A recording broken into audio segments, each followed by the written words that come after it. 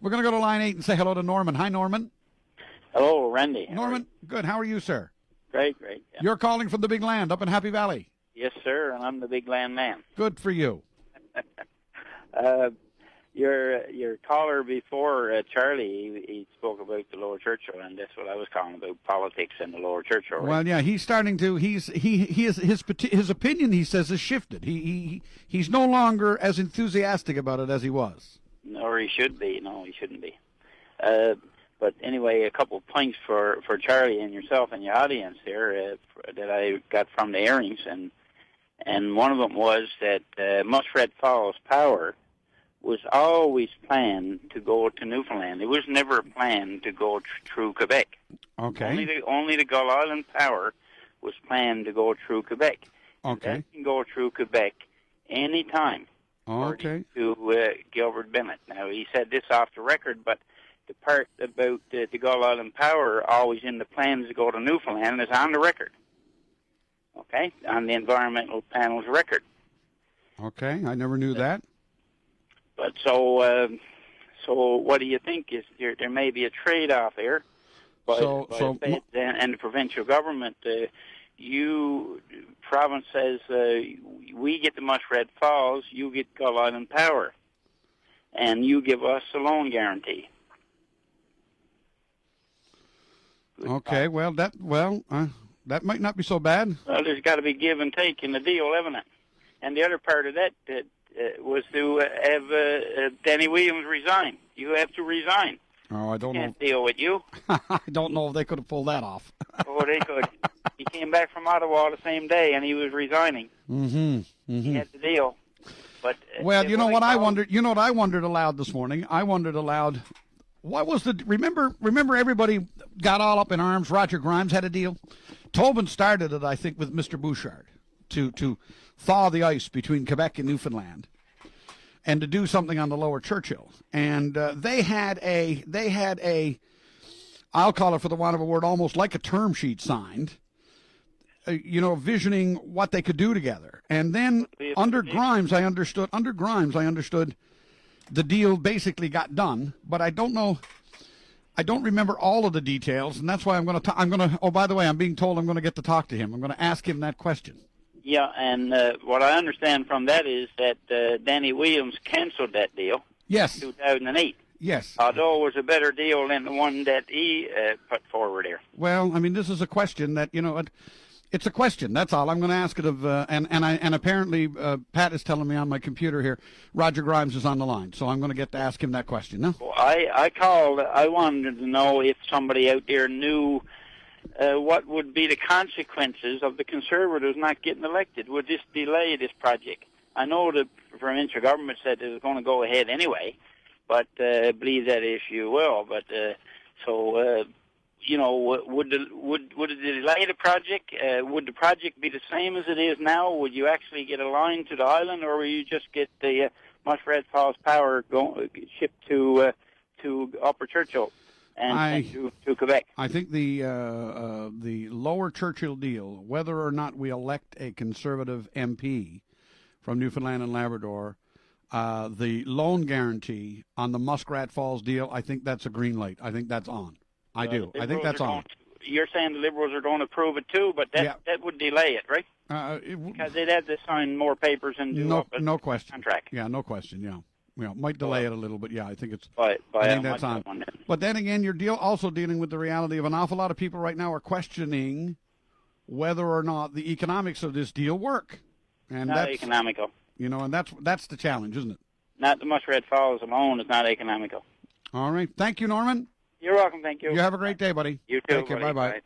All right, we're going to go to line number 1 here, and I am going to say good morning to Roger Grimes. Hi, Roger. Good morning, Randy. How you doing? I am well, sir. How are you? I'm doing the finest kind. You wouldn't believe it. Well, so by this Muskrat Falls deal, everybody is falling over themselves over it, as you can appreciate. It is a big thing, and we're all caught up in it. But the more I've heard, and apparently I'm not alone, and I don't want to be the world's foremost critic. Let's kill this deal. I hate this. I'm not like that.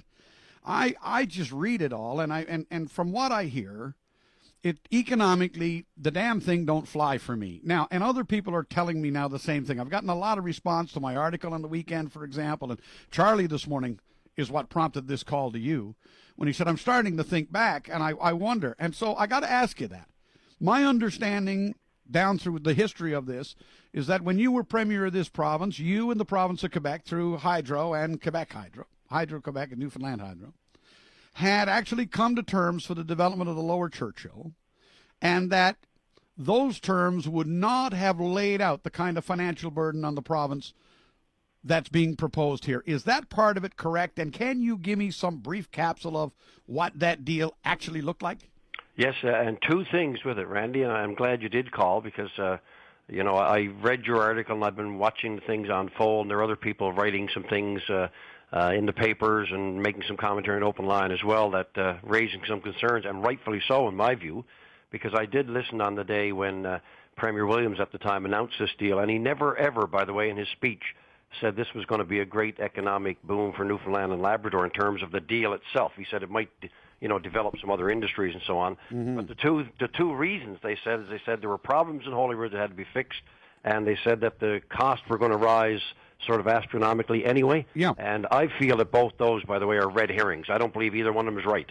But that's the two reasons they've given, and that's the two reasons they're sticking with. But back to your question, in the arrangement that we had it 95% finalized. Let me put it that way, Randy, back in 2003. What was it you had agreed to?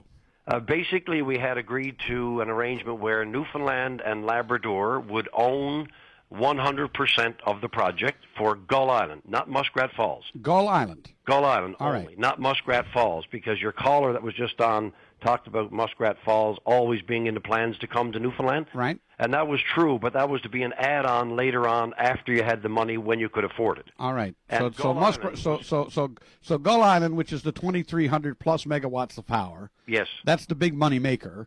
That was going to be built first, and that was going to be built using Quebec Hydro money. No, it was going to be used borrowing money. Borrowing money. Newfoundland and Labrador was going to borrow the money from a banker. All right. Now, and this ties in, by the way, to the federal election and the loan guarantee. Yeah. We had secured the lowest loan rate available on the planet at the time. And guess who had it?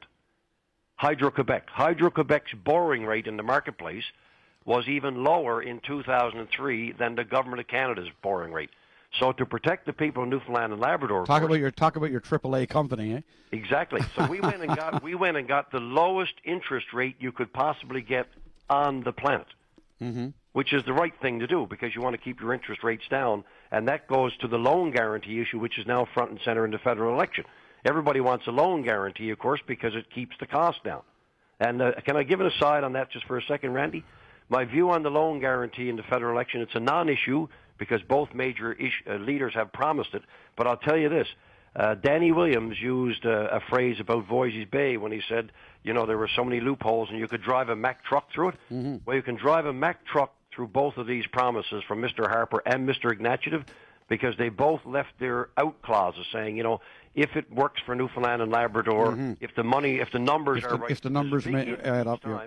And there's a big hole where both of them can easily walk away from this after the election and say they didn't even tell a lie. All right, so you were in a situation where, okay, you're doing Gull Island, you're going to get the same rate at the bank as Hydro-Quebec is getting, so we're going to get the lowest interest rates possible. This is back in 2003. Absolutely. And you also have a customer, right? Hydro-Quebec is going to be your customer. Hydro-Quebec was going to buy 100% of the power minus what we needed for recall purposes ourselves. All right, that's very similar to what you got like on the Upper Churchill. Yes, you have a right to take power back. And that was the part. That was the one part we didn't have finished because there were demands arising in Labrador where we wanted to have some extra recall. We were back trying to negotiate that last piece when the deal fell apart, basically, okay. And the political climate didn't allow it to happen. All right. So the money was in place. Gull Island was in place. We had a client going to buy all of the power. Yes. You were just negotiating what course of that bit would come back as recall. Correct. Was there any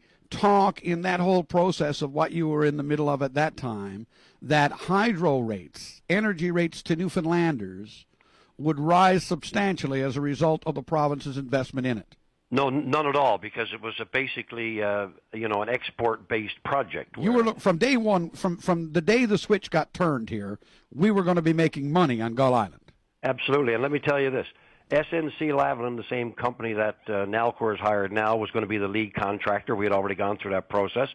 The energy was going to be sold to Quebec at New York City prices. Mm-hmm. New York City prices. Now, that's the big issue that Danny Williams always talked about. We want to sell in New York. Going to be sold at New York City prices minus the cost of transmission. There was a floor price guaranteed, which meant you could never default on the loan. And that was the big fear. Everybody said yes, but in the contract, right? In the contract, it was this thing that if you defaulted on the loan and Quebec Hydro had to step in to pay, they get to claim the asset. Yes, whoever the banker was. It happened to be, Quebec banks. Right, but you also had a floor price guaranteed to you, the same as the Upper Churchill had a ceiling price guaranteed to it. You had a floor price guaranteed such that you never could default on it. You'd always be able to pay the bill. Exactly, and not only could you pay the bill, but all of the numbers were done for a full 35-year projection period. It showed that even while you were paying the bill, this floor price would guarantee $100 million profit to the province, to the Treasury every year, and when the bill was paid off, when the mortgage was paid, then the profits were in the range of $800 million a year to Newfoundland and Labrador. No impact on electricity rates. And it's at that point you're saying now you deal with putting something like Muskrat Falls into a national grid and bringing power to the province. Absolutely, Randy, because then you could afford to pay for it yourself from your own revenues. Much the same, by the way, as there's an argument now that in 2041, when we get the Upper Churchill power back, we'll be able to do all this ourselves anyway. And as you start looking at it now, it's not that far away. So why would we, my view always on the Muskrat Falls deal, which is not the Lower Churchill, it's a little tiny piece of it, why would we risk, putting ourselves at great risk financially as a province with the debt?